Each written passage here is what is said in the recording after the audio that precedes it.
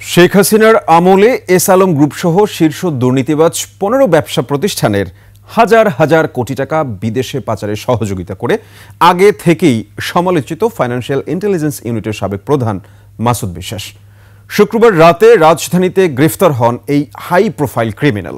পরে আদালত তাকে কারাগারে পাঠানোর নির্দেশ দেন। আরও জানাচ্ছেন মানিক শিকদার। অর্থ পাচার ও সন্ত্রাসে অর্থায়ন প্রতিরোধে সমন্বয়কের দায়িত্ব পালনের কথা থাকলেও Bangladesh financial intelligence unit BFIU এর সাবেক প্রধান কর্মকর্তা মাসুদ বিশ্বাস তার উল্টোটাই করেছেন। ২০২১ সালের ৩০ নভেম্বর থেকে ৫ আগস্ট পর্যন্ত ব্যাংক মাফিয়াদের বিদেশে অর্থ পাচার হয় তার মাধ্যমেই। শীর্ষ দুর্নীতিবাজ ব্যবসায়ী প্রতিষ্ঠান Aramit group, S Alam group, Beximco, Nasa, Sikder, Summit, Orion, Gemcon ও নাবিল গ্রুপের অর্থ পাচারের ভূমিকা রাখেন মাসুদ বিশ্বাস। শেখ হাসিনার পতনের পর অবশেষে দুদকের জালে ধরা পড়লেন তিনি।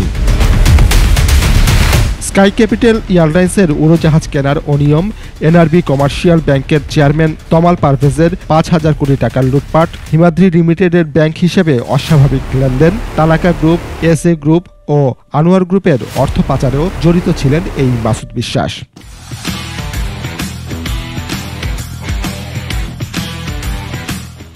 জানুয়ারির ২ তারিখে হেড অব BFIU জনাব মাসুদ বিশ্বাসের বিরুদ্ধে প্রায় ২ কোটি টাকার অবৈধ সম্পদের একটা মামলা দায়ের করি। এ মামলায় শুক্রবার রাতে রাজধানীর মিরপুর এলাকা থেকে গ্রেফতার করা হয় তাকে। ইতিমধ্যে যে মামলা রুজু হয়েছে সেটার আইও নিয়োগ হয়েছে। আইও এটা থরলি আপনার তদন্ত কার্যক্রম পরিচালনা করবে। গত ২৫ সেপ্টেম্বর মাসুদ বিশ্বাসের বিরুদ্ধে অনুসন্ধান শুরু করে দুদক। কমিশনের উপপরিচালক গুলশান আনোয়ার প্রধানের নেতৃত্বে ৪ সদস্যের দলকে এই অনুসন্ধানের দায়িত্ব দেয়া হয়। একই সাথে মাসুদ বিশ্বাসের বিদেশ যাত্রা ঠেকাতে ৩ অক্টোবর পুলিশের স্পেশাল ব্রাঞ্চে চিঠি পাঠায় দুদক। মানিক শিকদার, ২১ টেলিভিশন, ঢাকা।